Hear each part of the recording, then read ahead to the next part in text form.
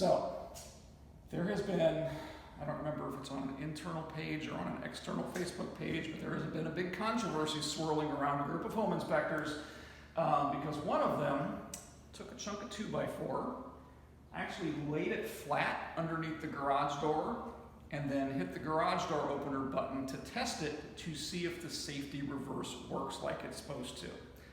The problem with doing it that way is that when you look at this garage door, it's super thin sheet metal. Most of them are these days. That garage door opener, actually when it closes, will put quite a bit of force on this door to keep it moving up or keep it moving down, and all of that force concentrates right here on this arm. So what happened when he put that 2x4 down there to test the auto reverse sensor? They weren't adjusted correctly, and that door kept trying to close and kept trying to close, and basically it dented this entire top panel. It actually worse than dented the entire top panel of the door, because when these fail, they just kind of go, and essentially destroyed that entire top panel of the garage. So then the debate began about whether he actually broke it or whether it failed under testing. Short version of the story, he broke the garage door opener and he's the one responsible for fixing it. So, how do you test the safety reverse on this garage door? Yes. You use your hands.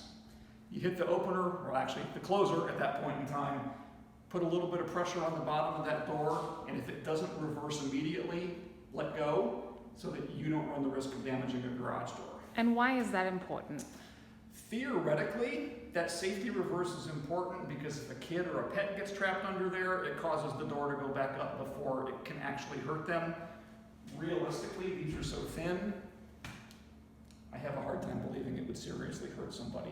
Nevertheless, that's what it's there for. And then there should also be a secondary set, and there is, of photo cells on this garage door. So again, if a kid or a pet breaks the path of that photo cell, it'll cause that garage door opener to go back up. The really interesting thing, we're actually not required to test the safety reverse on garage doors, and you will find inspectors who don't, because at some point in time they've broken one of them, and they just decide they're going to stop testing them.